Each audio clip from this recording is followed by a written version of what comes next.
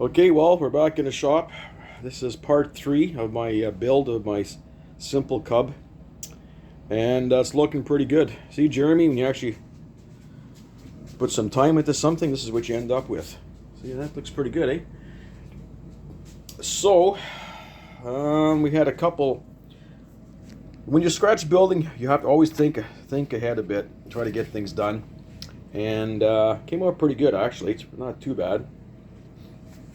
So I made the body, or the proper term is called the fuselage. I made it a little bit wider than it was supposed to be, and the only problem I have, the Depron I used on the top was too thin, a little bit too thin. So I put another one on top here, and I put these little side pieces on top to give a bit of strength on top. It wasn't very strong, so I gave it a bit of rigidity, and I put another piece on top.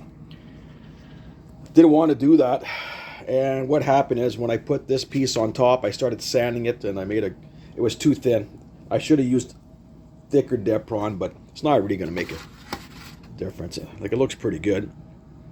So basically, I just laid this piece on the side, glued this on. I always put a starting brace here, make sure everything stays square. So everything stayed pretty square. Put a doubler here. I got to finish putting my doubler at the back here. Landing gear is going right exactly here. So I made sure that this bulkhead here is where the landing gear is going to be. Now, it's pretty light actually. Motor, I like putting my motor as far ahead as possible. And the motor's going to go right about there. That's going to look good. Now, changing plans here. So what I did, I put a hole inside that bulkhead. I don't know if you can see it there. Yeah, I put a hole in that bulkhead right there. And it should be right over here. And there she is. And that's going to be for my speed control. So the speed control is going to come up here. And I'm just going to put a piece of, I might put a little piece right here. This is going to flip over. Put some Blemderm. Or I could always, Blemderm. Put a little scoop here, let the air in, let it go at the back. Underneath, I might not even sheet this. I'm not sure. I might partially sheet up here. Depends where the battery's going to go. We'll get to that point here. So basically now, I got two choices. I could mount the small servo right on the top back here. I might do that to make things and put, I don't know. Depends how much wire I have. If I gotta find some more, I could, I got lots of room to mount the servos inside. I might mount the servos inside here, make it look a bit better. I mean, an extra 20 minutes of work is not going to break the bank here. But anyway, it's coming along pretty good. This is like part 3. And, so basically now, it's got to put the cutout, my elevator. Then there's a little notch here that goes for the rudder. And get that done. I might do that tonight. So this is about an hour's work, really. About an hour from last night, from the last video I posted.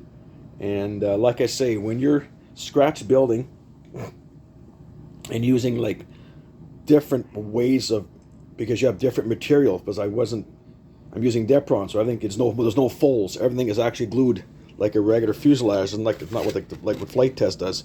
Using all the glue gun. Glue gun works great. Just make sure you have how many watts is this thing? It's not a very big glue gun. I don't know how big it is. How many watts is it? High temperature, how many watts? Yeah, it's made by Elmer's. How many watts? Can't really see here. It's not too bad, because when I glue it, it's not really melting the foam. Can't use a really high temperature glue gun because you'll melt the crap out of it. But the end result is, I don't know, Jeremy. I don't know if this is gonna fly better in your GWS. And I'm making fun of Jeremy because he says a GWS is gonna outfly me, but actually GWS got a lot of people into flying, so I really can't knock the product. I'm just joking here, brother. They made some good stuff back in the day, but I like scratch building. I haven't scratch built anything in a while, so that's looking pretty good. So I'm gonna try to fly 3-channel later on. It'll be very easy to mount ailerons in here with little 5 grand servos in each end. But anyways, that's my part 3, and next part I should have the landing gear on. I'm gonna have the landing gear on. Hopefully the servo's all in, rudder all in. Stabilizer and all hooked up. get the radio hooked up and see how it looks like, guys. So 73s, some 108 Ontario, and happy flying, guys.